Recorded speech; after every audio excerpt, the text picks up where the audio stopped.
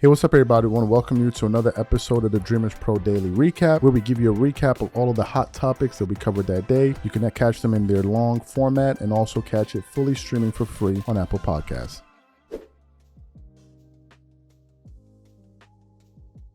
So yesterday was a night unlike any other.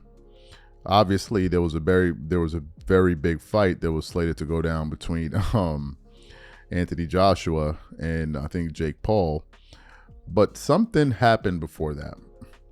And what happened before that was the DOJ decided that they were going to drop thousands and thousands of files in the Epstein files, right? Of the Epstein files. And immediately the internet went into a frenzy. Their website was crashing. Just now I just tried to open up their website. It's not even working. And everyone started talking about it, right? The reason there was this kind of like frenzy towards these files was because people wanted to know who were these high profile individuals that were linked to Jeffrey Epstein. So I immediately posted in the group chat, hey, the files are live. And we just started searching through them quickly. But as I was going through the files, I quickly discovered that almost everything was redacted. Almost everything. And I'm saying to myself, this has to be a joke. And I started going through some of the files and I saw some images of Bill Clinton, which I posted in the group chat for our consumption to talk about. But that was pretty much it. And then I wrote on the community section of the channel, I said, these people must really think the American public are stupid.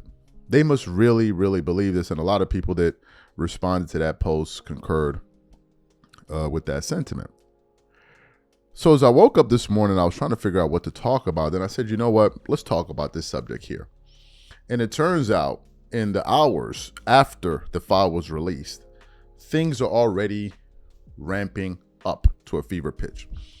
As you guys know, about 9 months ago, Attorney General Pam Bondi came out there and said that not only were there Epstein files, but they were on her desk and that she was doing everything to ensure that they would get released. She spoke about the hundreds of victims that were within the files, and she spoke about the importance of bringing justice for all of these victims. For those of you who don't remember her comments on various platforms, but most especially Fox News, we want to play a quick compilation of what Attorney General Pam Bondi was saying 9 months ago versus what the DOJ are doing right now. Take a listen to some of this sound here. One of the things a lot of people are wondering, because you said last week that you have the Epstein files on your desk, is when can we see them and what's taking so long to release them? I do. Jesse, there are well over, this will make you sick, 200 victims. 200. So we have over 250 actually. So we have to make sure that their identity is protected and their personal information. But other than that, I think tomorrow, the personal information of victims. Other than that, I think tomorrow, Jesse, breaking news right now, you're going to see some Epstein information being released by my office. What kind? Are we going to see who was on the flights? Are we going to see any evidence from what he recorded? Because he had all of his homes wired with recording devices. Yeah, what you're going to see, hopefully tomorrow, is a lot of flight logs, a lot of names, a lot of information. But it's pretty sick what that man did. Okay, well, we'll along look for with his that. co-defendant. We're here with, and I'm very excited about this, Attorney General Pam Bondi, a good friend, especially a good friend of my wife, but a wonderful lady, a great lawyer. Welcome to the program, Madam Attorney General. I want to get into this Epstein thing a little bit. I think the American people are very curious about who's on this list, or these lists. You have been doggedly trying to get all the information. And now we learn, thanks to you, that you've been stonewalled by people in New York. Do you want to explain that? Yes, Mark. So as you know, we released about 120 pages of documents, and I started asking for these documents right when I came into office and before Kash Patel was in there. So I ended up getting about 120 pages. We carefully redacted them, of course, to be sure the 254 young girls, women who are victims of sex crimes and sex trafficking, their personal information was redacted and out of there to protect them. So I'm going through it and I kept saying, there has to be more, there has to be more. I'm assured that's it. Cash asked the same questions. Assured there's no more. I found out, this week that a source told me New York, SDNY, they're sitting on thousands of pages of documents regarding Epstein. Thousands. And of course, you've seen the very strong letter. We will get everything.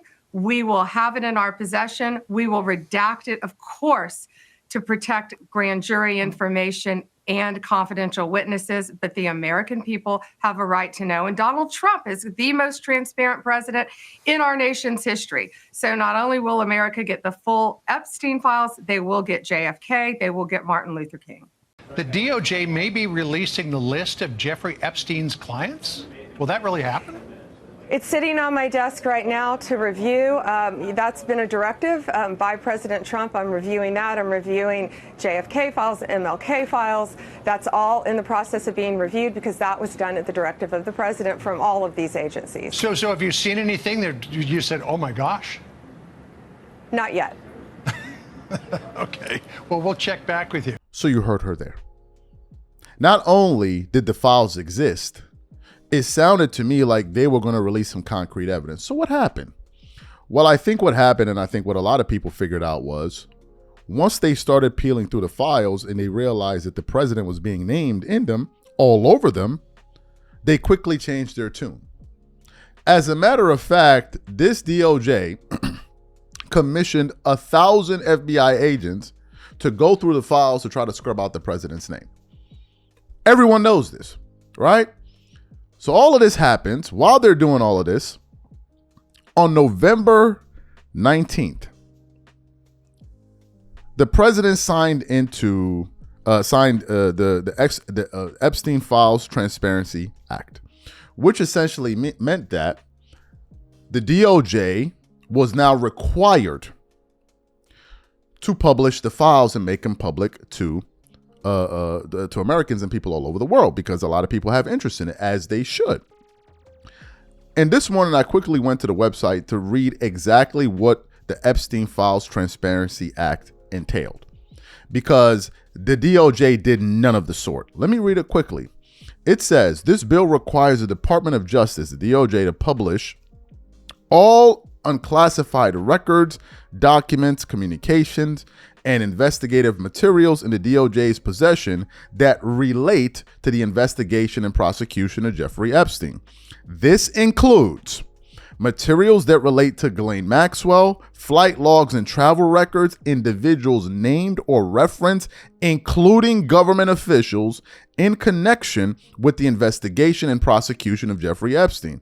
The DOJ is permitted to withhold certain information, such as personal information of victims and materials that would jeopardize any active federal investigation. Additionally, no later than 15 days after the required publication, DOJ must report to Congress, number one, all categories of information released and withheld, a summary of any redactions made, and a list of all government officials and politically exposed individuals named or referenced in the published materials.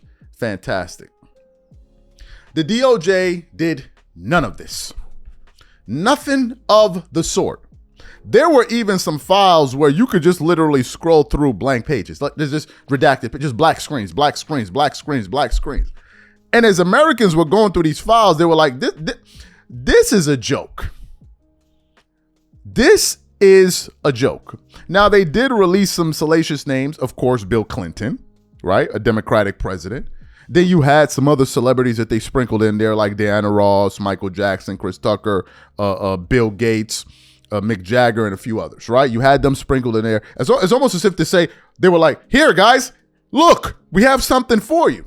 Thinking that Americans were daft, when in reality, we're not.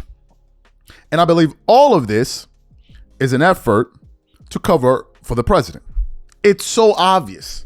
And the only people, quite literally, The only people that are confused about this are people that are just lost at this particular point.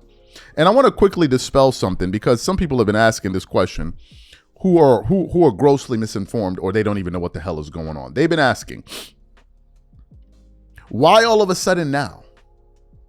Why all of a sudden this sudden urgency for Donald Trump and his administration to release the Epstein files? Why didn't they do this under the Biden administration? This is what a lot of these people have been doing. Number one, first things first, Ghislaine Maxwell was prosecuted under the Biden administration, the presidency. That's number one, which I'm sure some of these people don't know. Number two, when you have an ongoing investigation into said figure, Ghislaine Maxwell, you then can't publish the Epstein files while a case is still underway. So those are the reasons why the files were not released under Biden, although she was prosecuted under Joe Biden's DOJ. And they did it in such a way that where the president, the new president, if he were to come in this case, President Trump, he could pick it up from there, which is what he was supposed to do. But most importantly, which is what he campaigned on. This is why the president finds himself in a mess. He campaigned on this. Biden didn't. He did. And then what ended up happening was he threw all of this red meat to his supporters. They bought it up and they fell for it. And now all of a sudden, when it's time to release the files, you see the president actively working to not release them. And that caused the first fracture in the MAGA party, because now a lot of his supporters were like, wait a minute, who are you trying to protect here? Who are you trying to protect? And what Pam Bondi and the DOJ have done is going to have some serious legal ramifications. And we're going to get to that in a subsequent show. Obviously, it depends on the order in which you're watching today's shows. But this is a joke. This is a joke. And I think it's important that we say, whether they were Democrats or Republicans that are in these files, they all need to be exposed. All of them. Republican, they all need to be exposed. Those people that are accused or partook in some of the gross, disgusting things that are alleged in these files that happened to all of these victims, they need to be prosecuted. Democrat or Republican. Some Trump supporters find this to be they find this concept to be very, very difficult. Instead, what they want to do is play a bunch of games of whataboutism. Well, he didn't do this, but what does that have to do with the bloody point? I thought you guys were transfixed on seeking justice for the victims. I thought that's what this was about. And given the files that that Pam Bondi and these guys released, you know it had nothing to do with the victim, because in order for the victims to actually receive justice, you have to expose the people that took advantage of them, which they didn't do. So this thing is definitely not over. But I do want to say that what they released yesterday to DOJ is a clear indication that they think the American public are fools. It is 100% crystal clear. And if you fell for this, you are a fool. Sorry to break it to you. So yesterday, a bombshell dropped. And it was the Pam Bondi's DOJ, President Trump's DOJ, releasing the Epstein files, or which was supposed to be the Epstein files. And when the news dropped, it became a total frenzy to the point where the DOJ's website was actually crashing. It was that much traffic and people trying to gain access to these files. But luckily, we were amongst the people. They were able to gain access to the files. And what I quickly figured out was that it was a bunch of nonsense. The entire thing was heavily redacted. Almost everyone's face was blacked out. You had hundreds and hundreds of pages with everything redacted. And I'm like, what is this? Is this meant to be transparency? Is this what transparency looks like?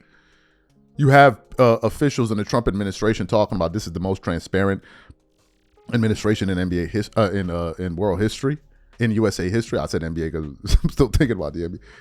Like, who are you kidding here? Who are we kidding? Well, apparently they're kidding a lot of people, because a lot of people keep falling for this nonsense, right? So they did this.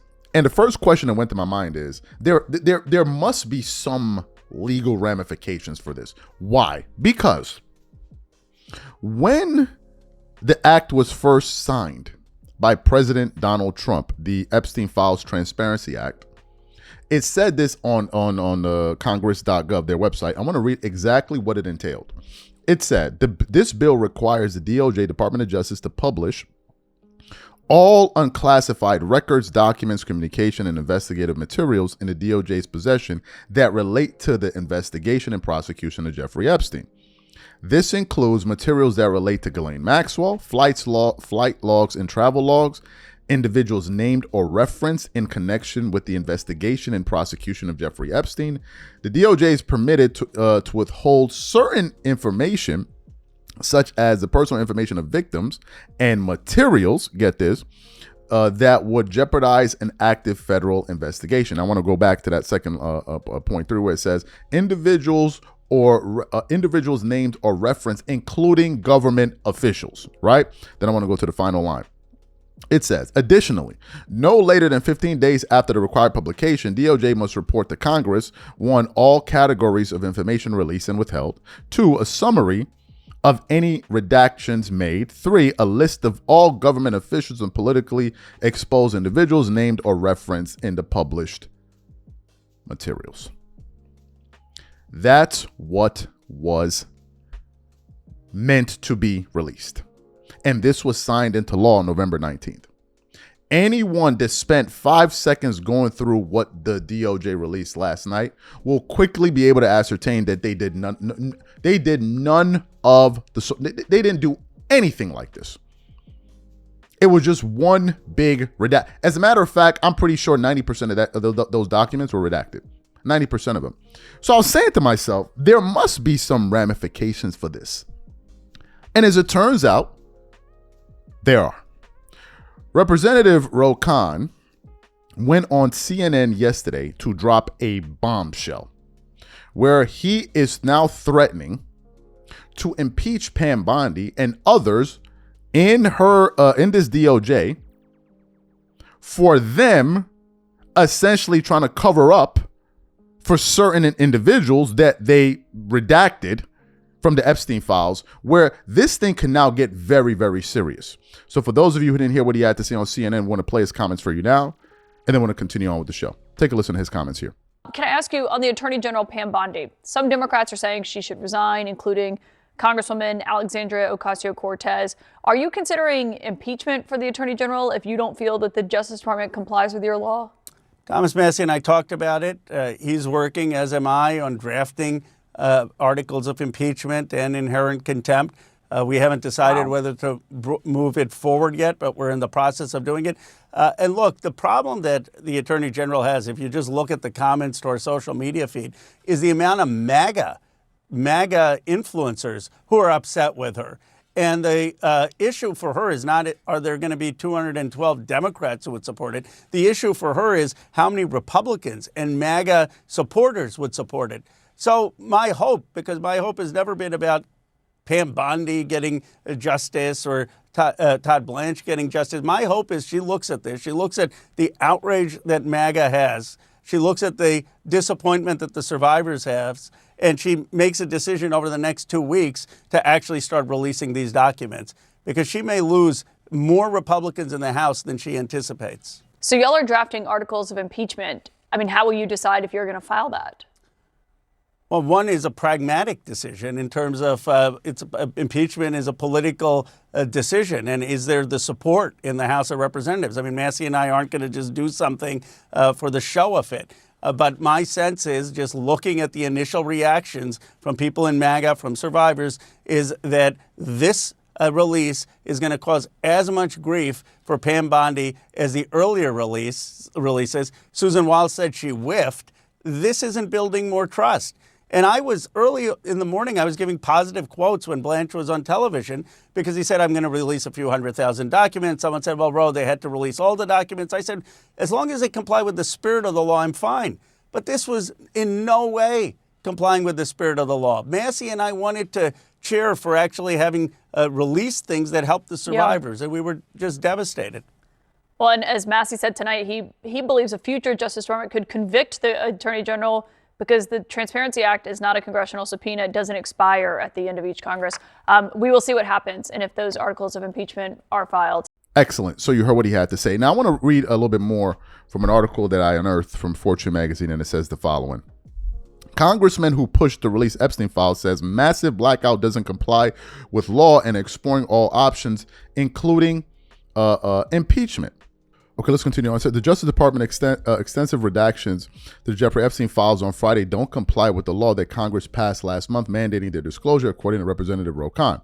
Then continues on. The California Democrat and Thomas Massie led an effort on the legislation which required that the DOJ put out its entire trove of documents today. But he blasted the document dump and singled out one file from a New York grand jury where all 119 pages were blacked out.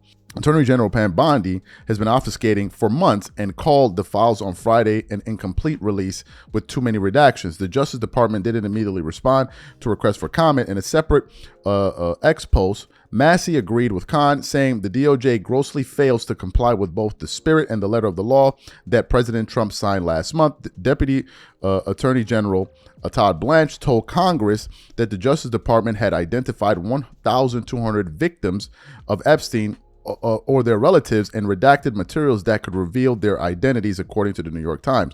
Early on Friday, Blanche told Fox News that several 100,000 pages would be released on Friday, and then over the next couple of weeks, I expect several hundreds of thousands more, he added. Now, I want to give you guys my reaction to all of this, because these people are not concerned with finding justice for the victims. What they're concerned with is concealment.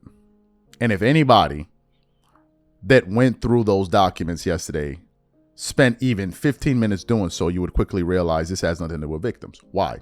It's one thing if you say you want to protect the identity of the victims, fine. Black out all their faces, no problem. But everyone else? Well, that makes no sense. If you're going to black out the faces of the victims, and then black out the faces of the people that allegedly took advantage of them, then what exactly did you release in the end? What did you release? In my estimation, you did nothing. You did absolutely nothing. And I think Ro Khan and his colleagues should push further. And if it means impeachment, so be it. Because these people are not serious. They're not about transparency. They're not about protecting the victim. It has nothing to do with that. Absolutely nothing to do with that at all. And if you're under the impression that these guys are doing just that, then you're lost. Or rather, you're a bloody idiot at this particular moment in time, because these guys are trying to cover for high-profile individuals. All of the people that they did release, some of the names like Michael Jackson, Chris Tucker, Diana Ross, Mick Jagger, Bill Gates. The only person out of all of those people that they released that really has any power was Bill Clinton. That was the only one. So you want to tell me Bill Clinton was the only elected official that had connections to Jeffrey Epstein? Are we kidding right now? What about the president? What about all of the photographs, the videos of him and Epstein? You want to tell me in this entire dump you won't find anything where the president is there? Come on, who are we kidding? Now, some people have said, well, Charles, none of us expected 100% transparency, and I understand that. I understand that. But what we're seeing here is not that. These guys are trying to gaslight the American public, plainly, and that's what they're doing. And of course, you're going to have people that are going to bend themselves into pretzels, and because those people are not really concerned about the victims at all. And I got to say this.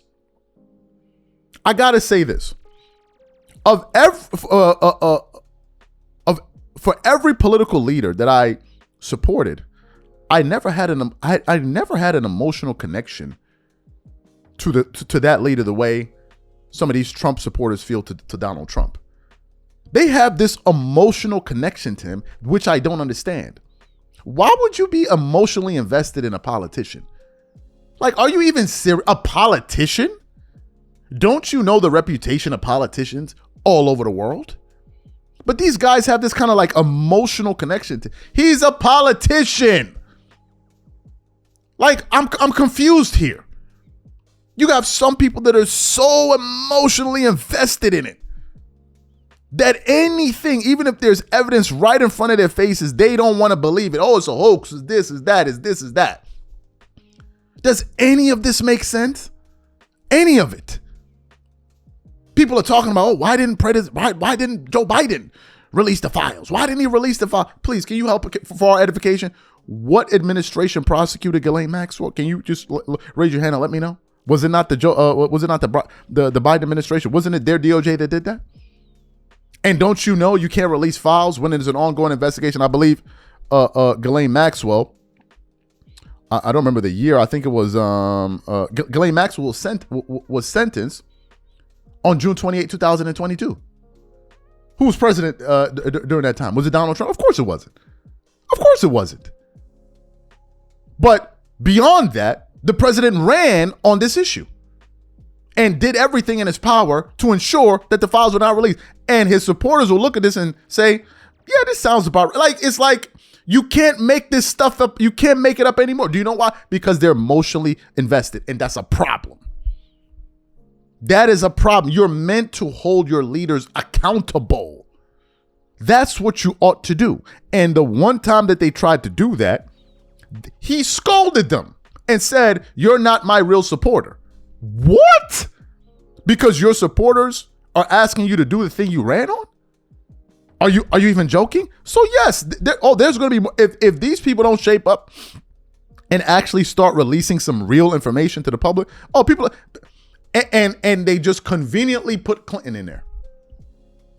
Conveniently put Clinton in there. That's all. Just as if to say, oh, only Democrats were involved. And if you believe there's only Democratic elected officials that had ties to Jeffrey Epstein, then you're a bloody idiot. Plain and simple.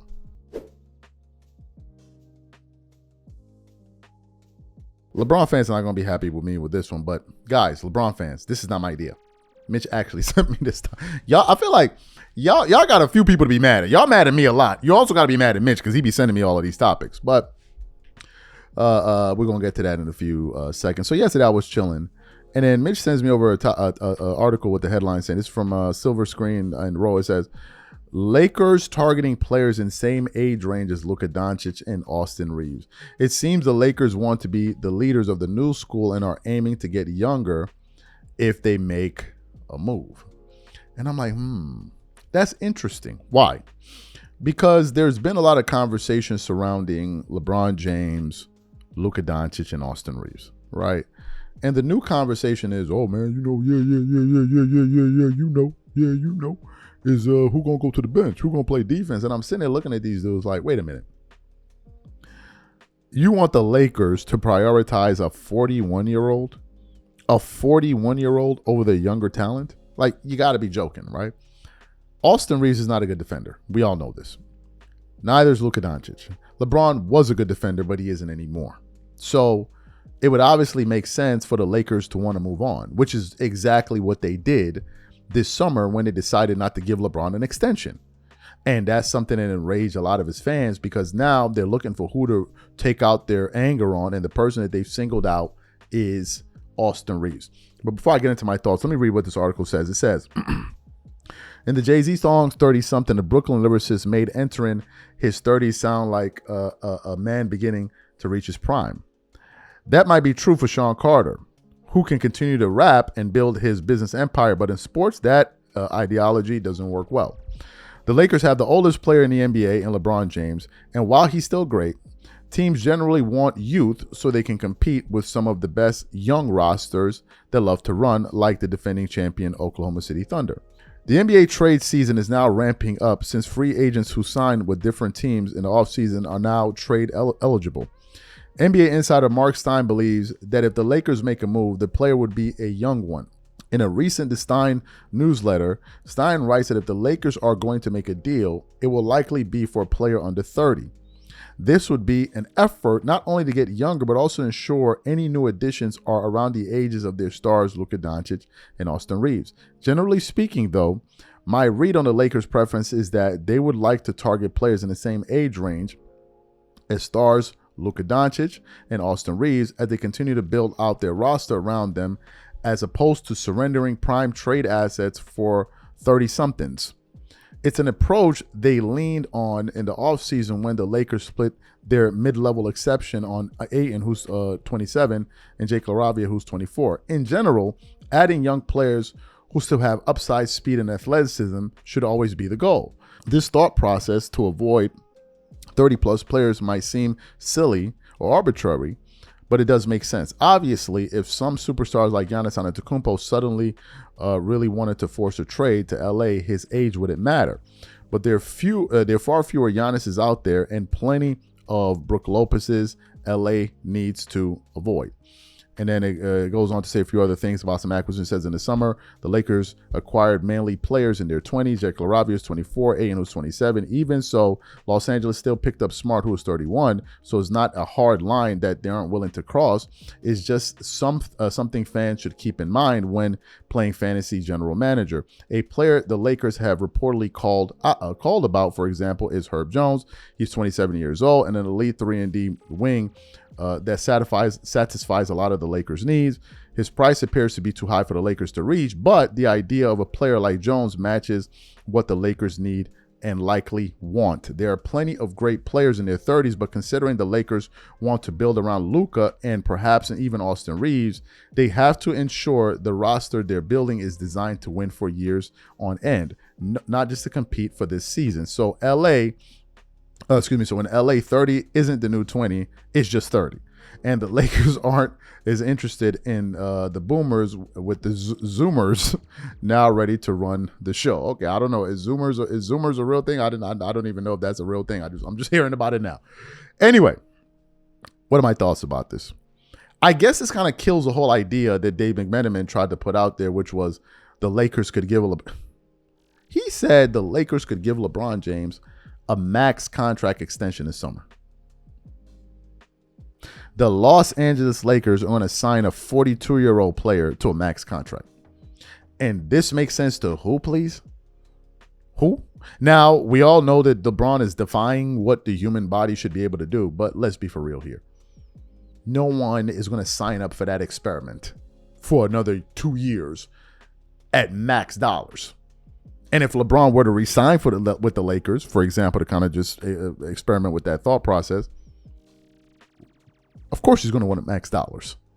Because last year he made an all-NBA team. So LeBron is looking at it, wait a minute, I just made an all-NBA team at the age of 40. So why wouldn't I be eligible for max dollars? You're trying to hold my age against me, but if you look at my production and the accolades, I was an all-star, so why wouldn't I be eligible for that? And he would have a case to do that. And he's well within his right to make that case. And the Lakers are well within their right to reject that case. Right? They're well within their right. Nobody's paying $50 million for 40-year-old. No one is doing that. Nor should they do that. It makes no bloody sense whatsoever. And that's something that the new Lakers management were able to figure out rather quickly. So this whole idea of, LeBron can stay in, we're done with this. And the fact of the matter is, no one is being cruel to LeBron.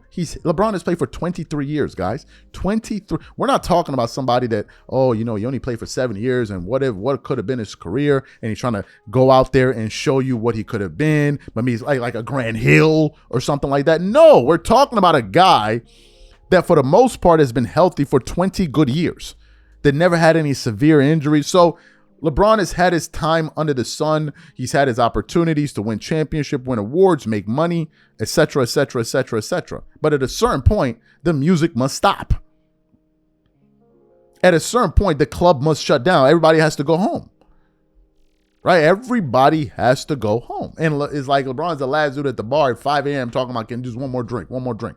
And you're like, bro, the bar's closed, man. We going home. You don't see them packing up crates over there? You don't see the DJ wrapping up the mic and wrapping up the chords. It's over. No, it's done. We're done. We're going home. I'm tired. Right? So this may be harsh to some LeBron fans, but it's the reality. And frankly, I don't know what else you guys thought this was going to be. But in their minds, because I heard Nick Rice say it, LeBron could probably play into his 50s.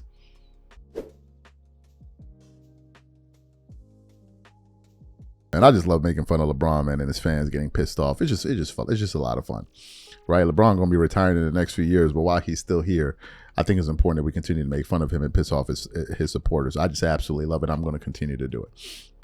But anyway, coming into this season, after we got the news that the Lakers were not going to give LeBron James a contract extension, I then began to propose the idea that LeBron should announce his retirement this season, have his send-off tour with the Lakers, and that would have been fantastic.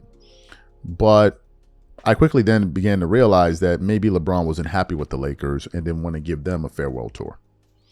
And then various things started happening throughout the summer that made me believe that notion, there may be some truth to it.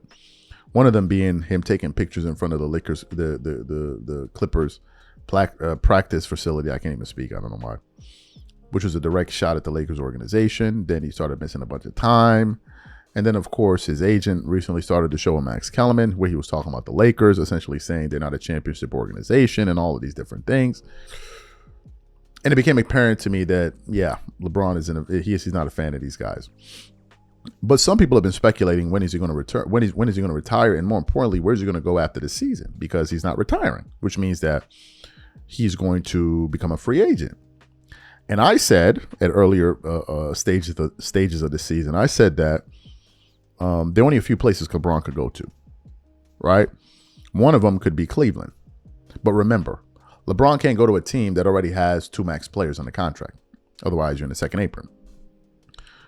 Which means that if he were to go to Cleveland this season, he would have to go there either if he asks for a buyout from the Lakers and signs with them for the veteran minimum, which I believe LeBron wasn't going to do. But now it seems like NBA insider Brian Windhorst is speculating that LeBron James may be going to Cleveland, a place that I thought that he would go to. So what we want to do is we're going to play some sound here from Brian Windhorst talking about this, and I'm going to come back and continue on the show. Take a listen to Brian here. I can see LeBron as a Cav or as a Laker. Do you think LeBron's a full mid-level next summer? So let me ask you, in LA or somewhere else? I don't know. He might just want to stay in LA, but God, that could get... There's only a certain amount of places he can play, right? He's, for 100 different reasons, he's going to be limited. You can't have a team where you've got 3 gigantic salaries where those 3 guys aren't like studs. It's not realistic for a 41-year-old, even if he's the greatest 41-year-old athlete the world has ever seen, to make the salary that he's making. For the last 15 years, LeBron's been very attuned to maximizing his salary because he felt he was underpaid. So the max has been very important to LeBron. And so obviously that's going to have to be compromised if he wants, I think obviously if he wants to be a Laker, because I don't think the Lakers can do that anymore. But he doesn't have anything to prove. He doesn't need anything. So he just might want to still keep playing. Like if the Knicks are really good. And I think he can keep playing with the Lakers. He's just not going to do it at $50 million. Excellent. So you heard what Brian had to say. Now I want to quickly read from an article, which essentially the sound came from. It's from heavy.com. It says, Windhorst, LeBron James' final chapter could bring him back to Cleveland. It says, for the first time in years, the idea of LeBron finishing his career in Cleveland no longer feels like wishful thinking. According to ESPN's senior reporter, Brian Windhorst, the 41-year-old superstar, next decision may come down to 2 teams. The Cleveland Cavaliers are once again firmly in the conversation as James approaches unrestricted free agency in the final chapters of his Hall of Fame career. League insiders believe a return to the Northeast Ohio has emerged as a realistic, emotionally charged possibility rather than a distant, nostalgic play. And then I want to read a little bit further. He says, Windhorst pointed to the economics, not performance, as the biggest factor shaping LeBron's future. And then I also want to read from another article here where it says LeBron James' next team may be down to 2 options per Windhorst.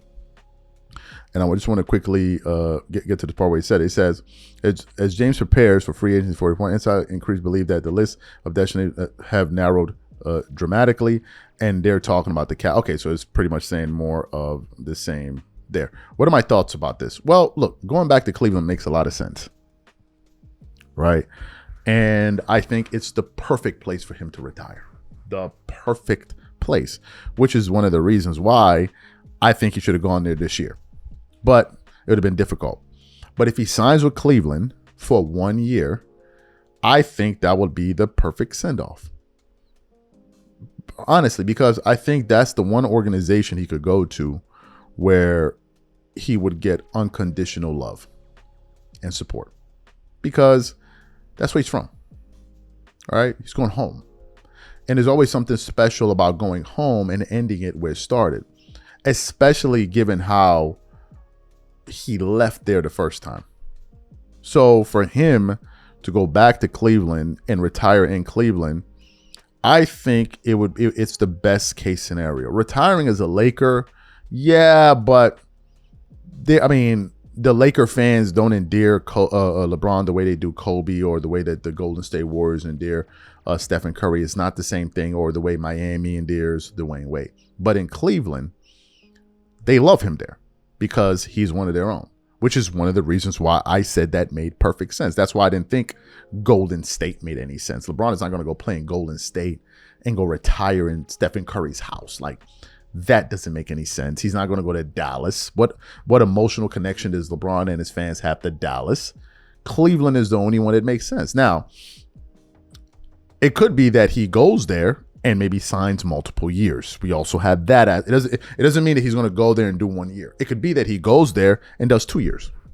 Maybe tries to see if him and the Cleveland Cavaliers could try to make a run in the East.